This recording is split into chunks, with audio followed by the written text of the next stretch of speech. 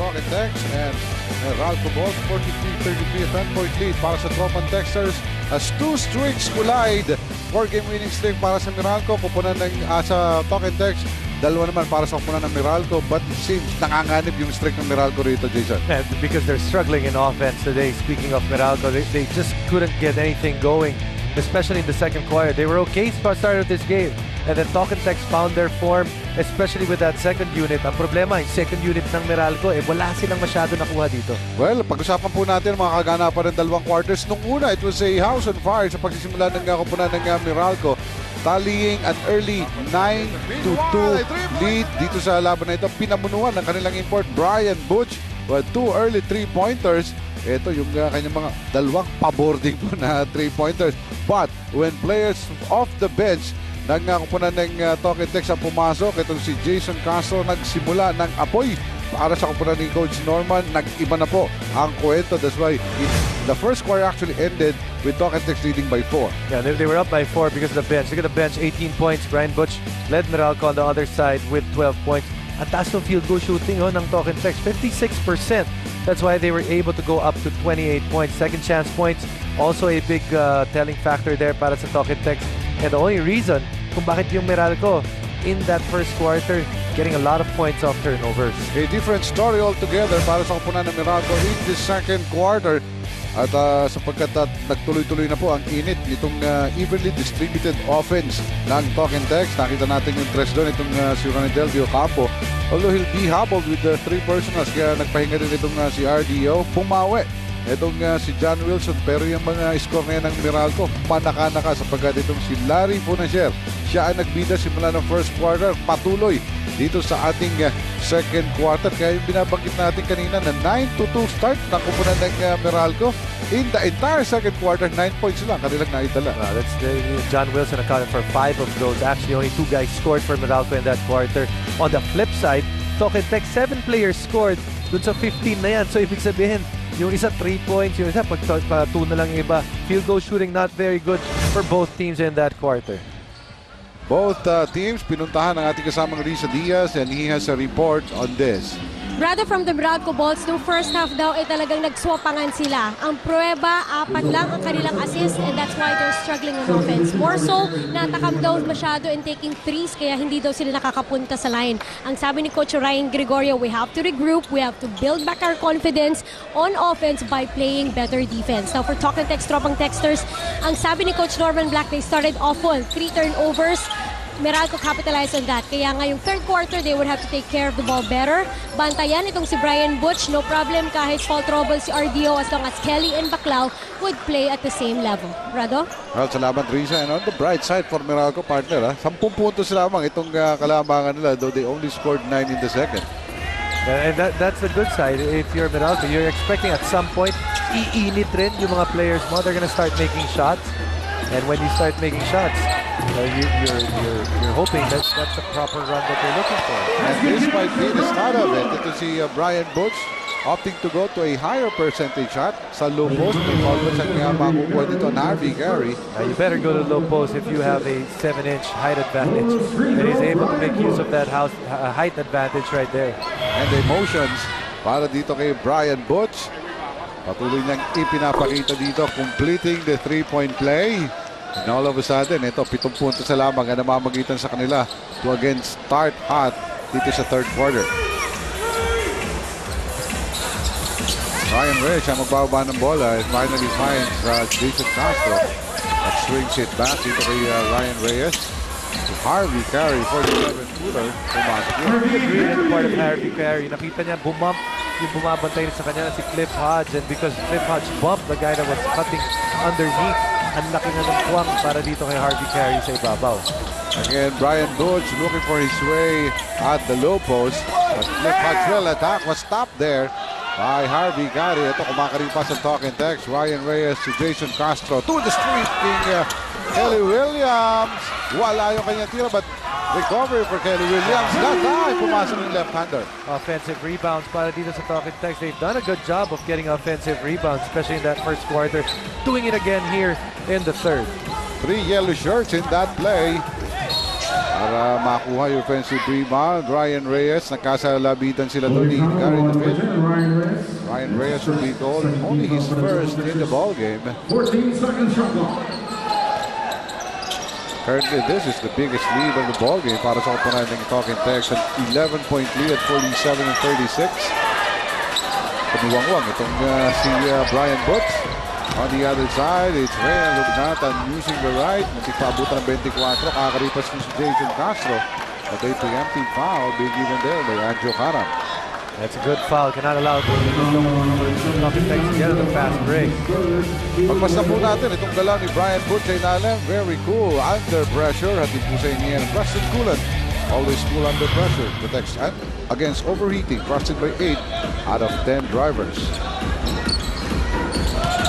Jason Castro with a bounce pass. Pero nakita pa rin nila Harvey Gary. Mintis nga lamang yung tira mula sa sulok. When you get a good shot, you're willing to share the basketball. Itong Talking Tex. And the patience in that offensive thrust. May agaw pa. Etong si Richard Howell. Dire-diretso ba ito? That's Rainer Lugnatan in front of him. Mintis yung una. Yung pangalawa, hindi pa niya nakakuha yung rebound. Pero sa agawan, the ball will go to Talking Tex as the last touch was charged on Cliff Hodge. It's just not been Cliff Hodges' day sa araw na to. He's struggling in both ends of the court today. And you know, ito hinahanap niya ni Coach Ryan Gregorio. Both his energy guys, Cliff Hodge, Jared Dillinger, have not been able to really get into this game. Looking for a local to step up. Brian Butch has been very effective para sa pagkukunan ng Meralco, but the help John Wilson lamang nila nakukuha. Ito, Jason Castro, malakas naman yung pagkabomba niya. Pero sa tapigan, makukuha muli ng Talking Tex. Jason Castro sa tres naman kakanyon. Oh, net! Brought to you by PLDT Home Revolution. Turn your ordinary TV into an internet TV. And don't look now, it's a 14-point lead, 52-36. Meralco has to call a timeout.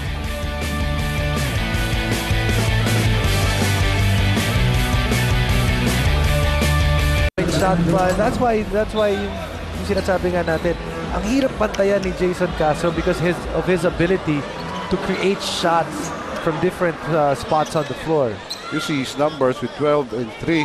Pero nabanggit mo rin kanina ito, Jason. Bago niya itira, nabasa niya na yung kanyang dadaanan, yung kanyang depensa. Kaya ang talino ng mga puntos nito. Parang hindi niya na binibilisan dahil he's just naturally quicker that he doesn't have to rush anything. Jason Castro and the Talking Tex Tropa Texters on top by 14 points. Yan po ang pinakamalaki dito sa ating ball game with 8 and 40 dito sa ating third quarter. Gary David, ayaw pa rin pumutok yung kanyang mga tira. Rebound makukuha pa ng Talking Tex. It's Ryan Reyes na atake. Sinalubong kagad si Jared Dillinger. Asking for a pick. Pero hindi niya nagamit. It's Jason Castro. Nabasa niya ang oras. 10 seconds sa kanilang shot clock. A high pick is given him. The slide. Kelly Williams shot blocked by Brian Butch. But the recovery by Ryan Reyes. It's a tough break para dito sa Meralco. They played good defense there for 22 seconds. Loose ball. Tapos nabangga pa ni Jared Dillinger. Ito si Ryan Reyes. But bad breaks players like Jared Dillinger, Cliff Hodge, even Gary David. Ayaw talagang pumutok. Kaya itong si Coach Ryan, na puwersa, balik ulit itong si John Wilson, actually the top scorer for the locals ng Meralco. Kelly Williams is free from the corner. Bukas nga lamang yung kanyang tira and the rebound goes to Brian Butch. Jared zigzagging. Losing the ball once again, but Brian Butch is there. Ayaw pa rin! Tapingan na ako pa ni Harvey Gary. Good effort on the part of Ryan Reyes to lead this fast break because of that pass. Nice pass for a possible alley hook. But Kelly Williams is fouled by Jared Dillinger. Another guy that has, nabanggit nga natin, one of the guys that has yet to have that opportunity na magkaroon ng breakout sa laro na to. Well, after missing 2 games, ito po uli ang pagbabalik nitong si Jared Dillinger. As we turn it over to Riza Diaz. Riza? Rather than ulit timeout mga 10 beses inulit ni Coach Ryan Gregorio, we have to stay in control. It's very hard to make a mistake against Talk and Text because they will capitalize on it. But then again, we have to stay in control. Ang sabi niya, hindi to makukuha ng isang tira. We have to grind it out. Now, if it would help their decision making, it's better though they go to the post with Brian or Reynel because they're strongest at that. Rado? Well, tingnan natin kung babalikan nila yan. Yung kanilang frontliners. Brian Butch now posting it up. But Kelly Williams will give up the foul. Second foul number 21, Kelly Williams, his third. 13 foul for the Oklahoma Texas. 15-point lead after Kelly Williams made one of two sa kanyang free throws earlier. Ronaldo goes to Brian Butch. Has to be creative with his shot. Talagang kinubabawal siya doon, Kelly Williams. Diesel foul number 21, Reynolds with one Foul foul. pa, kasama the woes of the Meralco players, including itong si Reynel Lugnatan. Hey, look at Meralco. They scored 9 in the second quarter. They've only put in 3 points dito sa third. So yung problema nila when it comes to scoring, hindi pa nasasagot. Talk and Text has not allowed Meralco to get on the fast break and all those things to get those easy points here. Makakulang sa patience. Ano nung sinabing pupunta sila sa Lupus? Talagang sa Lupus lang. And no movement at all once the ball is with Brian Butch. Meanwhile, sa kapalat naman ng Talk and Text, Rob Reyes missing that 17-footer. Nakukuha ito ng Meralco. John Rosen will stop. Will look for Jared. Extra pass para kay Hugnatan. Ayaw pa rin. Hanggang paiyakan ng mga putos ko dito ng pupunan ng Meralco as Jason Castro. Hihintayin muna. Ang pick na bibigay sa kanya ng Rob Reyes. Sabay atake.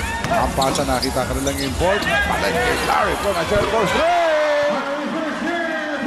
that last 3 points is brought to you by PLDT Home Evolution. Turns your ordinary TV into an internet TV. Patuloy na yung pagmaga ng kalamangan ng Talk and Text. This one courtesy of ball movement. Larry Fonacier, he was hot in the first half, staying hot in the second half of this game. Makikita natin, kontra-distinguished doon sa lack of patience itong kupunan ng Meralco. Bago na itira ni Larry Fonacier yun, ang tagal hinanap eh, no? Oh, and the ball went inside to suck in the defense, tapos the defense has to react. Pagbigay mo sa labas, libre-libre si Larry, and Larry actually came all the way from the corner to get to the top of the key. So it's not only important to move when you're with the ball, it's even more important to move when you don't have the basketball para malibre ka. Well, paalala pong muli, malapit na ang PBA All-Star Weekend. Abangan po ang pagsasama-sama ng mga paborito niyong PBA players. At ang highlight niyan, of course, ang bakbakang Gilas Pilipinas versus PBA All-Stars. PBA All-Star Weekend, April 4 to 6 na po yan dito sa TV5. And the issue continues. Maghahaplan na ba tayo? Uy, ang ating mga PBA fans dito sa Cuneta Astrodome. Pasay, talaga madaming magagandang mga fans dito. Tapos pag nagpunta ka pa ng mas south, mas magaganda pa. Paranaque. Ayun, Paranaque. Magaganda. 3 araw na ako sa Paranaque pero hindi maganda ang dahilan. Makikiramay po sa aming pamilya o sa pamilya po na aking tita na si Tita Diling Gonzales. She passed away 2 nights ago. Sa aming mga pinsan, makikiramay po sa Dolenses. Meanwhile, balik po tayo dito sa ating laban. 18 puntos ang kailangang araruhin dito ng Meralco. It has to start somewhere. And they're going to have to attack inside. When you look at this lineup, this is not a shooting lineup. This is a lineup that is going to be full of energy and try to probably get some points inside. Exactly what they got there. The first 2 though, para kay Cliff Hodge, but maybe the start of something good para dito sa kupunan ng Meralco. Larry. Cornelio for the 3. Mintis naman yung kanyang running jumper. And it's Harvey Gary ayaw pa rin. Third time. Yun ang papasok for Talk and Text. Doesn't matter if you're small. As long as you have a big heart, you can get those offensive rebounds. Just look at Harvey Carey. Short but big body. Kaya makipagbangga kahit sa 6'11 guy. And Brian Butch. Meanwhile, it'll be a foul on Rob Reyes as he tried to wrestle with Brian Butch in that last play.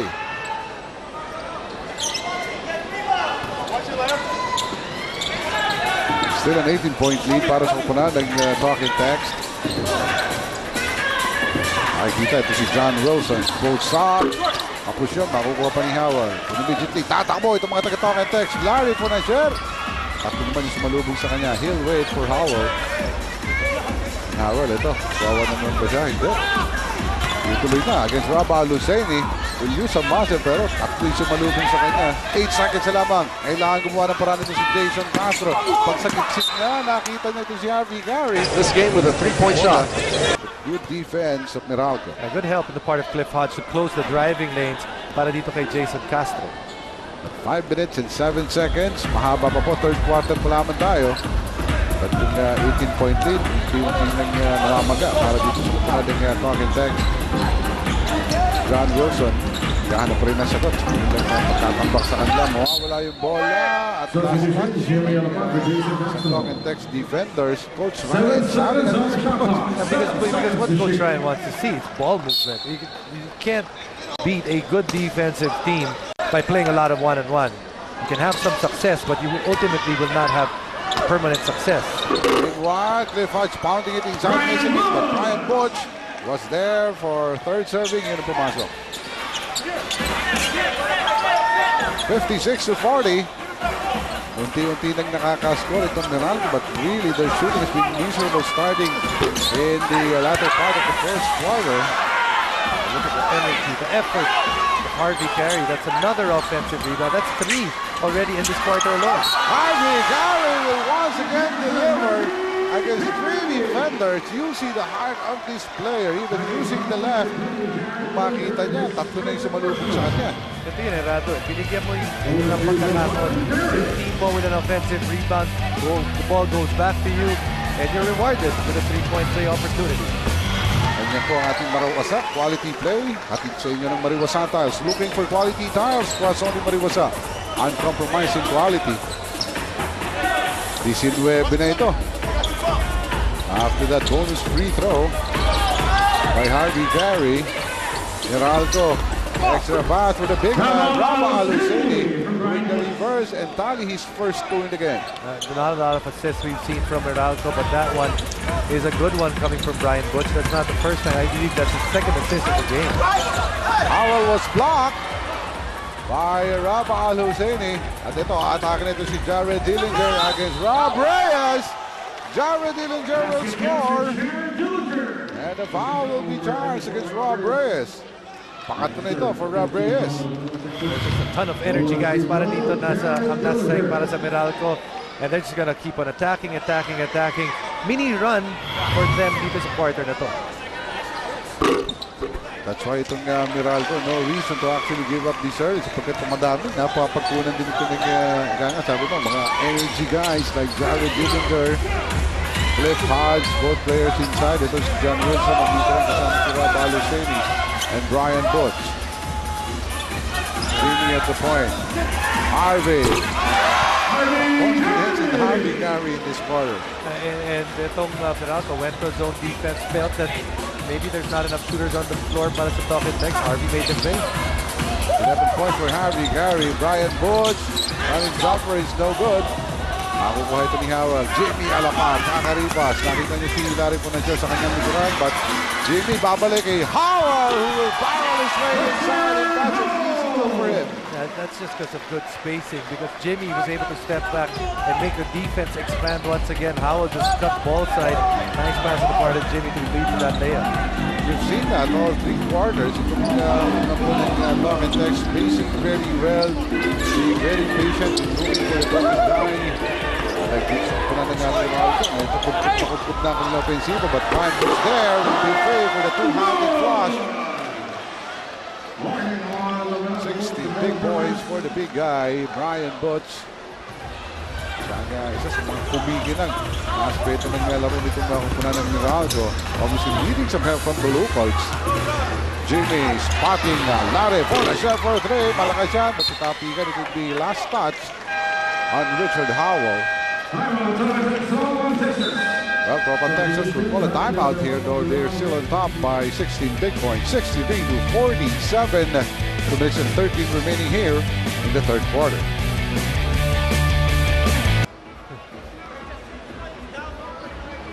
Yung Tropa Pak, yung laman lang. Maganda yan. Tama-tama sa ano yan. Alam mo, pag yun natutulang umuya, maraming kakainin yun. Hindi pa natututo eh. Natututo rin. At malalaman natin kung talagang na-reach niya na yung kanyang pick. Pag nabago na yung kasabihan na marami ka pang kakaining ulalam. Hindi na ba yung kasabihan yun? Oo. Pag gano'n na yung kasabihan, yung sabihin, nag-arrive na ang ulalam. Pero ngayon, talagang mabenta yung ulalam. Sa Paranaque, lalo na. Kahon-kahon, nakang-deliver dyan. Oo. Meanwhile, Raba Haluseni, dinukutan. Dito si Arleo Ranidel de Ocampo. Even if ito si Ranidel, meron ng tatlong personal fouls, hindi pa rin tumatantad sa kanyang pag-debensa ron. Sa pakukuha ng pasa. 10 seconds, he has to make a move inside. Turn around, shot is good for Ranidel de Ocampo. Ito na masasabi, nagawa na lang ng paraan. Just so frustrating on the part of si Raba Al-Husseini. On one end, can't score against Ranidel even with a good position here. And caught in the cookie jar. 3-point play opportunity kay RDO. Kita mo naman, napangiti na lang. He's a guy that's played with in practice. Kasama si Raba Al-Husseini ng ilang beses. So alam niya kung anong kaya niyang gawin kontra kay Raba. 8 puntos. Silent 8 points para ni Del de Ocampo. Nakalamangan ng mga taga Buckintex 66-47. Nabura yung mini run, no? Kanina may mini run itong Meralco. Nabura ng Buckintex. At tatawagan, AJ Canileta, unang personal foul. One of those players is a bit silent right now. Ito, Gary David. Actually, both guys, Canileta on the side of Buckintex, he's quiet. On the side of Meralco, a lot more expected out of Gary David. Gary David in this game, that's only his first point. He's averaging close to 16 points per ball game in this conference. I think that's one of the reasons kung bakit talaga nagsistruggle yung opensa nitong Meralco, because they're not getting a field goal yet from their top gunner. Only the first 2 points of Gary David in this ball game. Ito, pakikot na naman the patient half-court set para sa kupunan ng Talking Texas. Howell forced to pass inside. KG balik kay RDO and KG Canileta with 2 seconds. Sa kanilang shot clock, ayaw. Pero yung offensive rebound, kanila pa rin. Jimmy for the 3! Ayaw! Howell, third serving para sa Talking Tex. Yeah, but it's just going to be so hard to defend Talking Tex if you're going to zone them up. You've got 4 guys that are dead shots from 3-point range, and then since you have to rotate out, kontra-tempo lang si Ranidel. Nakita niya mag-extend out. He drives to the basket. Nakita niya na i-fake off na ito si Brian Tusit. Dahan-dahan yung kanyang paglapit doon. He scored a layup and even forced the turnover against Meralco. 68-49, back to a 19-point lead.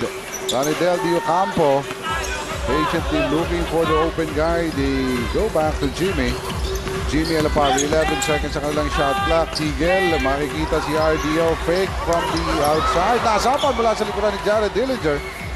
Ito, tatakbo naman ang kupunan ng Meralco. It's John Wilson against Canileta to Brian Butch. Brian Butch, go for pop, ayaw pa rin. Offensive rebound mawawala, mapupunta kay Gary David. With 2 seconds to go. Here in the third quarter. Nako.